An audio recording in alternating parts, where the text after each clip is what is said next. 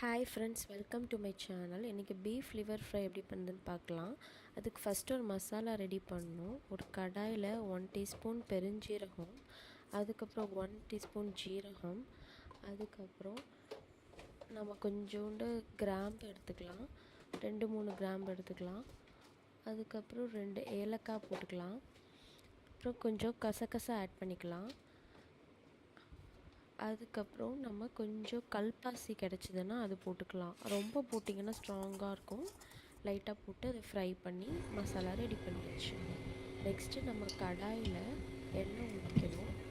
நல்லெண்ணெய் ஒரு கடலெண்ணெய் எது வேணாலும் நம்ம யூஸ் பண்ணிக்கலாம். கடாய் கொஞ்சம் சூடான உடனே நம்ம ரெடி பண்ண அந்த மசாலாவை இதில் போட்டுக்கலாம். நான் அது கூடவே இஞ்சியும் பூண்டும் சேர்த்து அரைச்சிட்டேன்.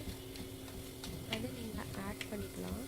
ஆட் பண்ணி எண்ணெயில் ஒரு 2 to 3 minutes நல்லா ரோஸ்ட் பண்ணிங்கன்னா அந்த பச்சை வாசனை போய் உங்களுக்கு நல்லா ஒரு அரோமா கிடைக்கும்.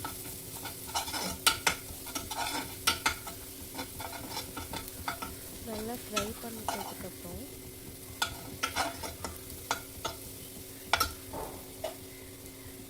ஒரு பெரிய சைஸ் வெங்காயம் நான் வெட்டி வச்சுருக்கேன், அதையும் சேர்த்து ஆட் பண்ணிக்கலாம். கொஞ்சம் உப்பு போட்டுக்கிறேன், அப்போ சீக்கிரமாக அது ஃப்ரை ஆகிடும். ஸோ கொஞ்ச நேரத்துக்கு இந்த மசாலா இந்த வெங்காயத்து கூட சேர்கிற மாதிரி நல்லா கிளறி விட்டுக்கோங்க.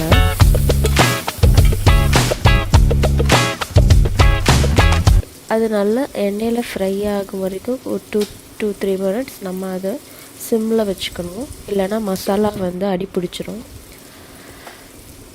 தென் நம்ம மஞ்சள் பொடி, அவங்க காரத்துக்கு ஏற்ற மாதிரி சில்லி பவுடர், கரம் மசாலா, இந்த 3 ஆட் பண்ணிக்கிறேன். ஆட் பண்ணி நல்லா ஃப்ரை பண்ணிக்கணும். அப்போ தான் அந்த மசாலா எல்லாத்துலேயுமே ஈவனாக கூட் ஆகணும். அப்புறம் கொஞ்சம் மட்டன் மசாலா ஆட் பண்ணியிருக்கேன். உங்களுக்கு வீட்டிலே பிடிச்ச குழம்பு பொடினாலும் ஓகே, இல்லைன்னா மட்டன் மசாலா ஆட் பண்ணிக்கலாம்.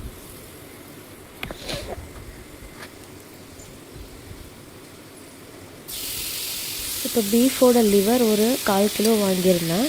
அதை நல்லா மஞ்சளும் கல்லுப்பும் போட்டு நல்லா வாஷ் பண்ணி எடுத்துட்டதுக்கப்புறம் இதெல்லாம் நான் ஆட் பண்ணுறேன்.